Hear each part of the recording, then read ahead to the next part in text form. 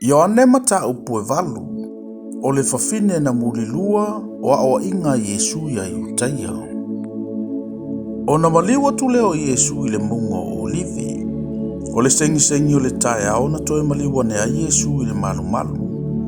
O mai fo i le nu uma ya te ia, o na lofole o ia ilalo, mawa o antu ya te ilantou. Ua taitaina mai ele autusi o puma le au farasai o le fafine, na maua ina o mulilua. Ua tuina o ia ilantou i totonu, ua whapea mai ilantou ia te ia. Le awa oe, ua maua le nei fafine ina o mulilua, ua mauti no lava. Ua polo ai mose ia te i tātou i le tūlafonu, ia fetongi i maao e whapea. Ai o oe, pese ase me e te whetalai mai i ai. Ua lātou whapea mai e tofo i a te ia. Ina ia maua i lātou se me mōli ai o ia. A ua punau Yesu, matusi i lona tamatama i lima i le ele. A ua lātou fesili antu pea lava i a te ia. Ona toe nofole o ia i lunga, ma whapea atu i ante i lātou. O so au tau e le aisa na angasala. Ia lua i tongi se maa i ante ia. Ona toe punoule o ia, matusi i le ele. Ua latou whaalongo i ai. Ua iloa latou angasala i o latou loto fuoti eifo. Ona taito atasi leo i latou malu i fafu. E afua mai toia ina ua o atu i au pito iti. Ua tu ua na o Yesu lava, ma le fafine o loo tu i totonu. Ua toe nofo i lunga Yesu, ua sila fia ua le aise tangata. Ua na o le fafine lava. Ona fetala i atu leo ia i ante ia. Funai, o i fea e i lantou e na molia oe. Ua le whaasala mai ea se tasi i ante oe. Ua whai mai o ia. Leli ie, ele ai lava se tasi. Ona fetala i atu leo Yesu i ante ia. O te le whaasala fo i ante oe. Alu ia oe. Aua e te toe angasala. Ona toe fetala i atu leo Yesu i ante i lantou. Ua whape atu. O au nei o le malamalama o le lalolangi. O le muli mai i ante au. E le savali o ia i le pōliuli. Ai ante ia le malamalama o le ola. Ona whai mai leo le au wharasaio i ante ia. Ua e moli mau oe i ante oe. E le whaamaoni lau mau. Ua tali atu Yesu i ante i lantou na whape atu. E ui lava ina o moli mau au i ante au. Ai whaamaoni lava lau mau. Awawa o ilo le mea na o sawai. Ma le mea o te alu i ai. Awa o taule ilo le mea na o sawai. Ma le mea o te alu i ai. Tau te whaamasino whaalitino. O te le whaamasino i se tasi.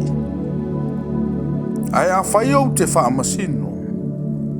E moni lau whaamasino. Awa o te leto atasi lavau. Peitai o i maua ma le tamā ua awina mai au. Ua tūsia i la au tautu la fono. E moni le mau an tangata e tōlua. O au nei le moni mau i ante au. O lo moni mau fo i ante au le tamā ua awina mai au. Ona lato fai mai lea i ante ia. O i fea lo tama. Ua tali antu Yesu. Ele i loa e au tau au. Po o lo tama. Ana i loa e au tau au. Po ua i loa foi e au tau o lo tama. Ua fetala i antu Yesu i nei mea. I le mea e te wai o loa. Ina o antu ia i le malu. Ai le ipu ea o ia e se tasi. A ua le o i o na po.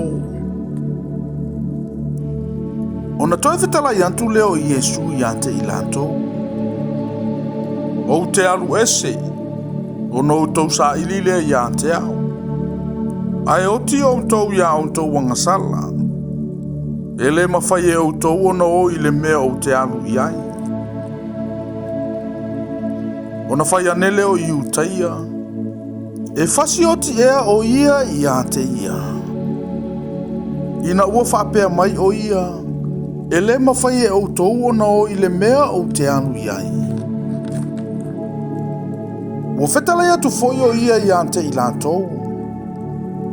O tau o lalo nei. O au mailunga. O tau e o i le lalo langi nei. Ele so le lalo langi au. O lea ua ufai antu ai ante o tau. E o ti o tau ia o tau wangasala. A wā o tau le talitonu. O au le nei o ia. O na o ti leo o tau ia o tau wangasala. O na whai mai ai leo i lantou i ante ia. O ai e oe. O na whetala i atu leo o Yesu i ante i lantou. O au le ua ufai atu ai i ante o tau talu le amatanga. E tele mea ua i ante au e tautala atu ai ma whaamasino ai i ante o tau. A o ia ua awina mai au e moni lava o ia. O mea ua ufaalongo ai i ante ia. O mea ia o te whai atu ai i le lalolangi. Ele i loe i lantou, ua ia whetala i ante i lantou i le tamā. O na whetala i atu leo Yesu i ante i lantou. Pe asi tia i lunga e outou le antali o le tangata. O na i loa le e outou o ule nei o ia. O te le whai fuafo i se mea. Ai peitai, whapei o na awa o mai e lau tamā i ante au. O mea ia o te tautalantu ai. O ia foi wawina mai au o lo i ante au ia. E le tu ua au e toa tasi e le tamā. A wau te whaia pēr lava o mea e le lei i ante ia. Ua whetala i atu ia i nei mea. O na toa tele ai lea o e na talitonu i ante ia. O na whetala i atu leo Yesu i ai utaia e ua talitonu i ante ia. A whaitou te tu maupea i la umata upu. O uso o moni o tau. E i lofo i o tau le mea moni. E tu sa o loto fo i o tau e le upu moni. O na tali mai leo i lantou i ante ia. O i mātou nei o le whanau a ampero amo. E lei whai lava i mātou mapolonga o se tasi. Pe whape wheo na e whai mai e tūsa o loto o tau.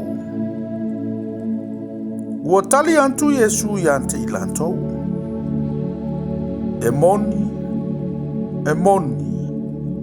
O te whai atu i ante o tau. O se whaia le angasala. O le polonga lea o le angasala. O le polonga foi. E le tu maupea ia i le ainga. A o le antalii. E tu maupea lava ia. O le nei. Pe atu sa o loto o tau e le antalii. O na sa o loto wha maoni ai lea o tau. Ua o wiloa. O le whanau o tau wa ampera amo. Au o tau fia fasioti i ante au. Awa ua le iaila u upu i totonu i ante o tau. O au nei, o te tautala i mea ua o wiloa i lo tamā. O tau foi, tau te whaia mea ua o tau wiloa mai lo o tau tamā. Ona tali mai leo I lantou ia te ia ua whaapea mai. O apera amolo mātou tamā. Ua whetala I atu Iesu ia te I lantou. A whai o le whanau o tau wa apera amo. Po ua whai e o tau o le ami o apera amo. Aua o tau fia fasioti ia te au le tangata ua tautala atu ia te o tau I le upumoni. Sa au whaalongo ai mai le antua, e le I whaia lea e apera amo.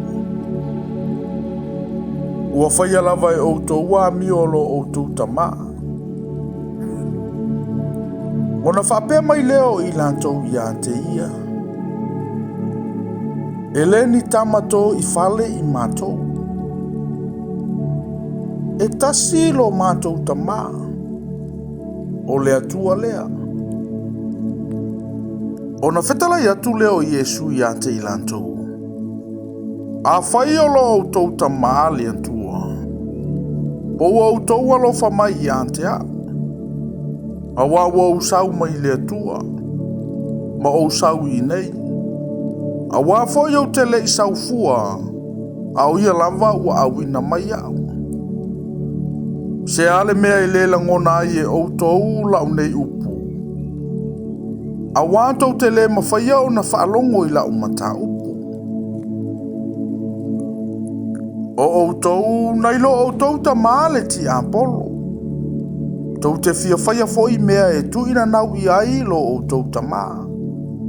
O le whasi o ti tangata ia talu le amatanga. E lei tu maulava ia I le upu moni. Awa e le oitotonu lava ia te ia le upumoni. A tautala ia I le tala pepelo. O lana lava lea e tautalai. Awa o le pepelo ia. Ma le tamā o le pepelo. Awa unei. Tau te le tali tonu mai ia te au. Awa o te whai atu le upumoni.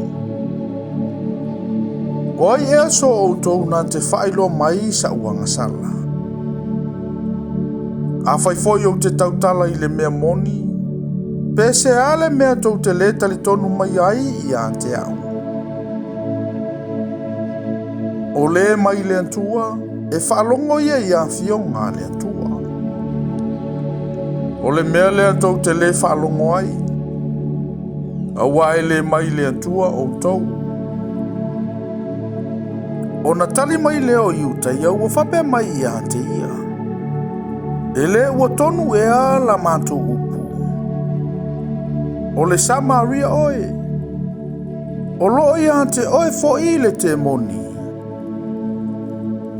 Ua tali atu Iesu.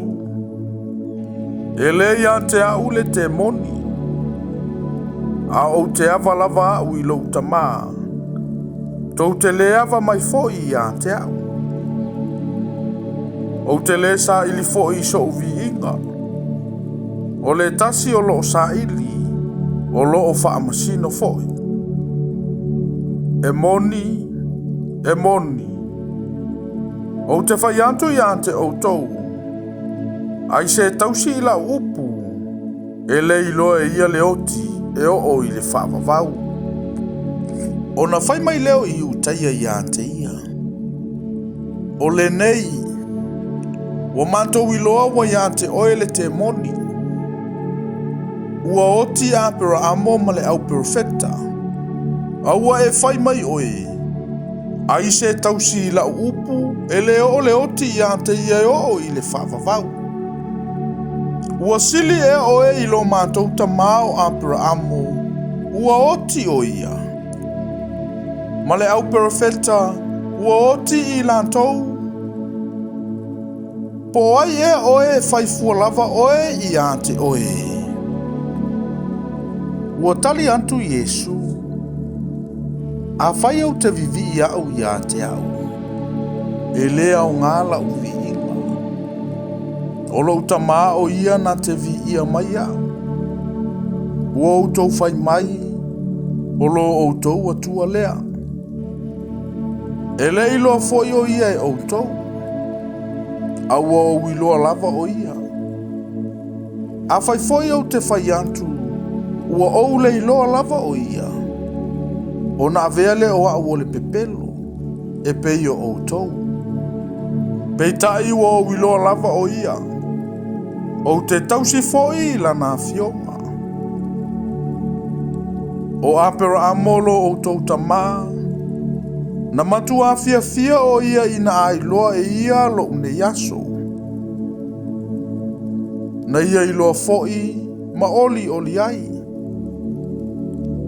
Ona whapea mai leo i utaia ia te ia. Ele yo i le 5 o tausanga. Po ua e iloa ea ampera amo. Ua whapea mai Yesu ia te ilantou. E moni. O te whaiantu ia te outou. Sa au iai. A o le i le ai se ampera amo. Ona lato fetango file i maa fetongi ia te ia. Ona la file o Yesu. Wa ulufafo i le malu.